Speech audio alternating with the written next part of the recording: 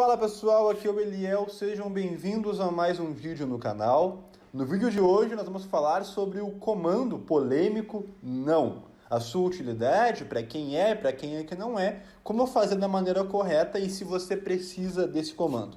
Então roda a vinheta. É o seguinte, nós temos dois lados da moeda no mundo do adestramento em relação ao comando não.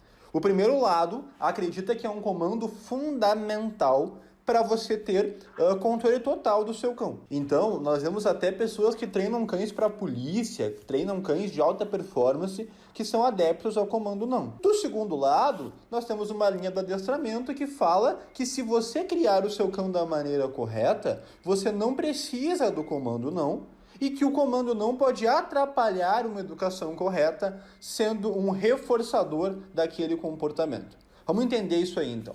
Olha só, na natureza e para o cão, o comando não é um comando abstrato. Quando eu mando meu cão sentar, existe uma imagem na cabeça dele de como o corpo dele fica quando senta. Quando eu mando meu cão deitar, a mesma coisa. Ficar, a mesma coisa. Vir até mim e sentar na minha frente, a mesma coisa. Andar junto, a mesma coisa. Morder, parar de morder, latir, parar de latir, tudo isso o cão consegue ter uma imagem na cabeça dele do que significa. Já o comando não é algo abstrato. O cão não consegue entender exatamente o comando não. Muito semelhante ao comando sai, ao comando fora. Para ele é uma coisa um pouco confusa. E se você começar a usar a palavra não o tempo todo, ela perde o valor. Então você repara que a maioria das pessoas que tem um pet, que tem problemas com o seu pet, e mesmo aqui um pet de função, a maioria dessas pessoas, elas falam muito com o cão. Então elas falam não, para, chamam o cão pelo nome, rola um diálogo com o cão desobediente. E esse cão, em algum momento, para de fazer o que ele estava fazendo. Então, depois que a pessoa sapateou, gritou, o cão parou.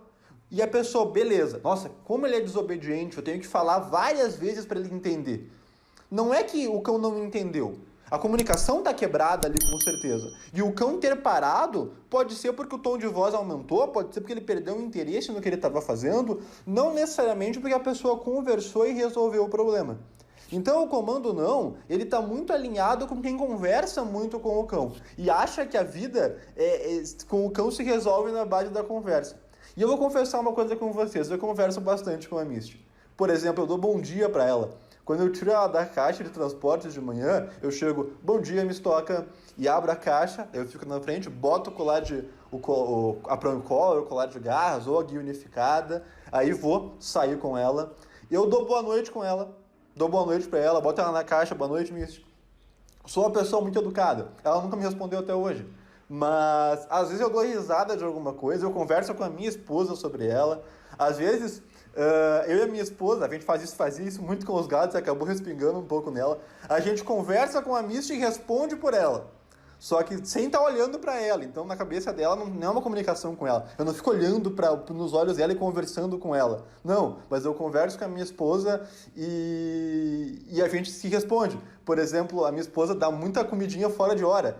Casca de queijo, queijinho, banana, melancia. E aí a gente brinca, né? Porque a minha esposa vem da cozinha, às vezes a Misty olha pra ela, tipo, e aí, tem um queijinho aí? Tem um queijinho aí? Esse tipo de brincadeira que a gente faz bastante aqui em casa. Mas eu nunca fico conversando com ela, olhando para ela e esperando que depois que ela converse ela faça alguma coisa. Isso não faz sentido para mim. E eu vejo que muita gente que é contra o não visualiza que quem usa o não é esse primeiro grupo de pessoas. Mas então, como que eu vou fazer para o comando não funcionar de verdade? Para construir um comando não? Primeiro, eu vou associar esse comando não a uma correção na guia ou no colar eletrônico. E uma correção é o quê? Pode ser uma levantadinha na guia unificada que gera uma pressão no pescoço, pode ser um baquezinho na guia com o enforcador ou com a carrana, um estímulo negativo, né? Pode ser um estímulo elétrico no colar eletrônico, baixinho, porque eu preciso associar que eu falar não para o cão, eu falo, não, a minha está dormindo, ela nem me olhou. Eu falo não e o cão leva um estímulo. Pode ser com a guia ou com o colar. E ele vai entender que o que ele estava fazendo gerou a palavra não, que gerou o estímulo. Então, com o passar do tempo, só o fato de eu falar não, o cão vai entender que Logo depois do não vem aquele estímulo e ele vai parar de fazer o que ele estava fazendo. Essa é a maneira correta de treinar o não.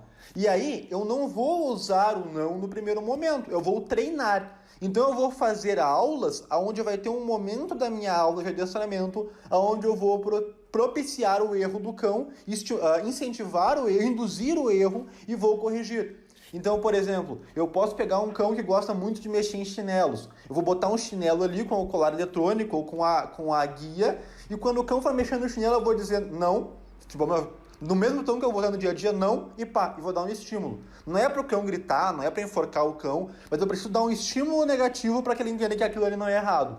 E vou fazer 1, 2, 3 repetições. E aí, com o passar do tempo, como qualquer comando, tem uma fase de aprendizado, validação e solidificação. Com o passar do tempo, eu posso usar isso. E se eu fizer da maneira correta, eu vou usar cada vez menos. Ao ponto que se eu falar não para o meu cão, ele vai parar de fazer qualquer coisa, porque o não é uma comunicação muito sólida.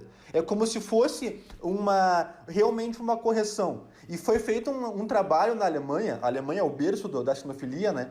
Onde eles treinaram o comando não, usando só o comando não, tá? Só falando com o cão. Eles botavam comida em 2 mãos, quando o cão ia pegar numa mão, ele dizia não, e se o cão fosse, ele não ganhava. No outro grupo de cães, era não e mais um estímulo no colar de garras. E no outro grupo de cães era não e o estímulo no colar eletrônico. Qual que era a ideia? A ideia era treinar isso por 40 dias, se eu não me engano, e depois usar isso num momento, era um cão de proteção, né, um cão de trabalho, onde alguém iria estimular e o condutor ia dizer não para o cão parar aquela ação, ok? Quem foi treinado só o não, sem nenhum estímulo, de 40 cães, 32 não responderam. Agora, os cães que foram treinados com o colar eletrônico, num estímulo baixinho e com o colar de garras, quase 100% respondeu. Se eu não me engano, 36 e 34. 36 no colar eletrônico, 34 no colar de garras. Aprenderam o comando porque foi associado a um estímulo. Então tinha uma seriedade ali, não era só uma conversa. Ok? Então eu vou fazer aulas para ensinar esse comando para o meu cão.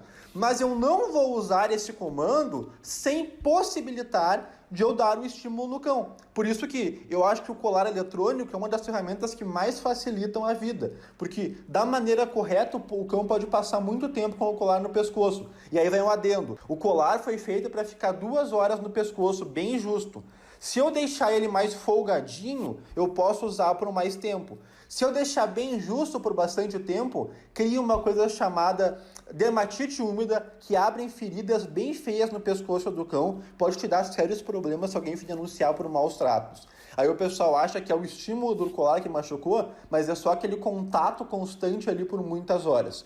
Agora, se eu uso um colar folgadinho, como eu gosto de usar com o meu cão, eu vou usar um estímulo baixo só para fazer uma correção à distância. Então, a maneira correta de usar o não é assim. Eu induzo o cão ao erro, eu corrijo com o colar ou com a guia, depois de 1 segundo que eu falei o não, pá, 1 segundo, 1 segundo e meio, no máximo 2 segundos. E assim, com o passar do tempo, aprendizado, validação e solidificação.